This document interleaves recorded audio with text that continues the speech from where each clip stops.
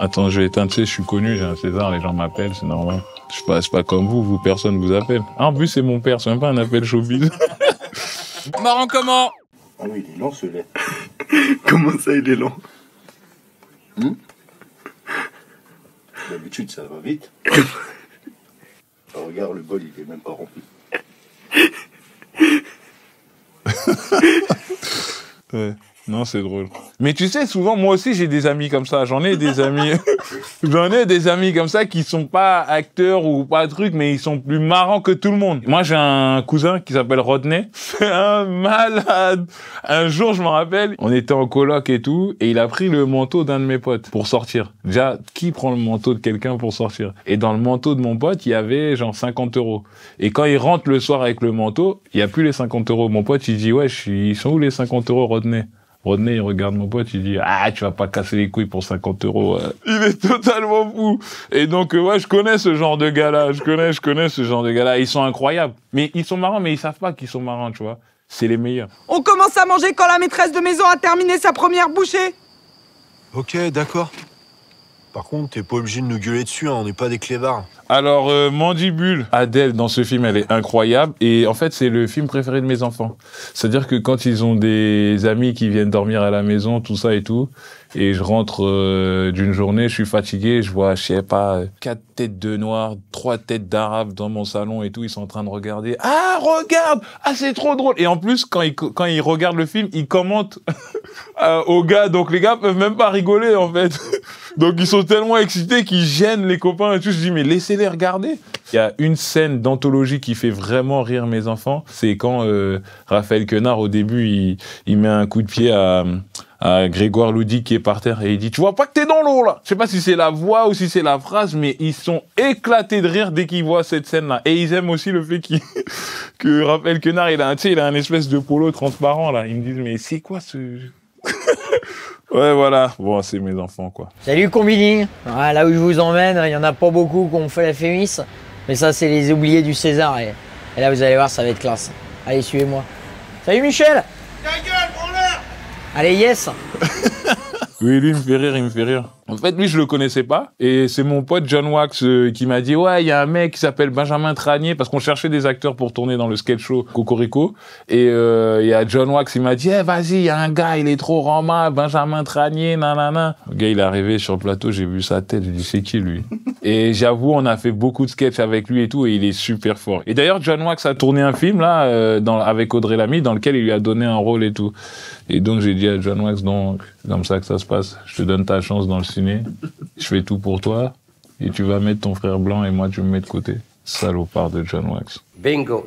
Tu as trouvé la cachette du fléau. Ouais, Attends, c'est ça le fléau? Ah oui? Pourquoi? Mais c'est quoi ça? On parle pas de go-face ou de guerre des cités, là? Avec ta voix d'épicier, là, tu vas me vendre quoi? Une bouteille de lait à 15 €? En fait, ce sketch-là, on l'a tourné. On avait fait un truc avant, mais on trouvait pas ça très marrant. Donc, on a fait revenir Youssef pour tourner un truc, et là, on était en presque total impro. Après, on lui a indiqué, ouais, ce serait bien que tu sois aveugle, que machin, t'es un méchant, mais du bled, machin, tout ça. Et ben là, franchement, là, Youssef Hajdi nous a fait une masterclass en toute détente, frère. Donc, écoute, Youssef Hajdi, moi, je te conseille de prendre l'accent marocain dans tous tes films. Ça va faire rire les gens, c'est vraiment fort. Après, c'est un peu facile, l'accent marocain, mais des fois, les trucs faciles, hein.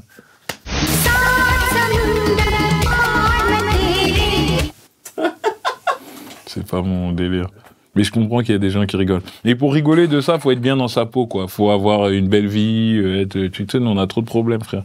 À la base, on est des renards, frère. Si tu veux nous faire rire, faut que ce soit, tu vois, un truc qui est poignant, quoi. Tu vois, là, c'est humour de gars trop à l'aise, quoi, qui travaille dans les open space. Eh, vas-y, David, je peux te montrer ça? Tu vas golard. Vas-y.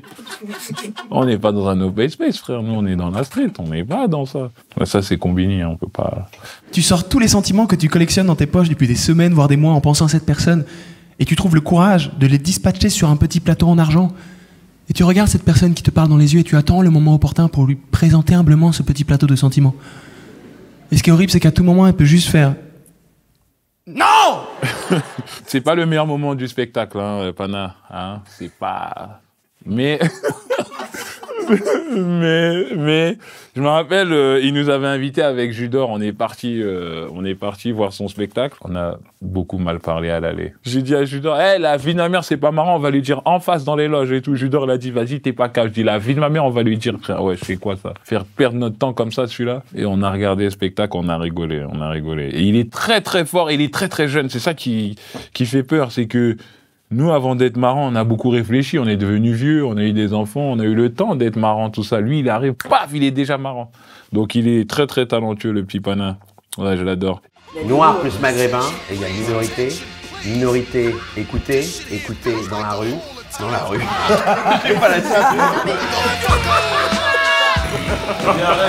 Cette journée de tournage avec Jonathan Cohen, Ramzy, Melha, Amel et Rachid Jaidani, en fait, on est arrivé à 10h, on a fini à 18h, on a tellement rigolé qu'on avait mal à la tête, rien. Franchement, je te jure, c'est vrai, là, on n'était plus dans le film, on n'était plus dans le truc, et là, c'est là qu'on voit que les producteurs Gaumont, ils sont forts. Parce que nous, on arrive le matin sur le tournage, on voit une journée pour tourner une scène. On dit, mais pourquoi?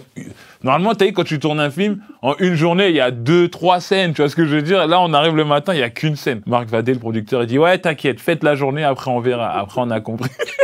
Cette journée-là, franchement, je crois que c'est une des journées où j'ai le plus rigolé de ma vie. Qu'est-ce qu'il y a encore? Ça fait 2 fois, j'ai nettoyé 2 fois. Et alors? 2 fois après, c'est ressale. C'est eux le top du game de l'humour. Et ce qui est fou, c'est qu'à bientôt 60 ans, ils sont toujours aussi marrants, tu vois ce que je veux dire?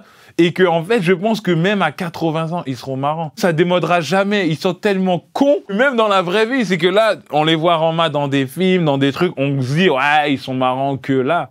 Mais je te jure que tu vas chez Ramzy Bedia, tu rigoles pareil que comme si t'es dans H. Tu traînes avec Éric Judor, tu rigoles pareil que quand tu tournes avec lui. En fait, ils sont... Je pense que ces gars-là, il faut qu'on les étudie sociologiquement, quoi. Faut leur poser un questionnaire, leur dire, mais pourquoi vous êtes cons comme ça, tu vois, et ils répondent, et qu'on essaye de comprendre. Mini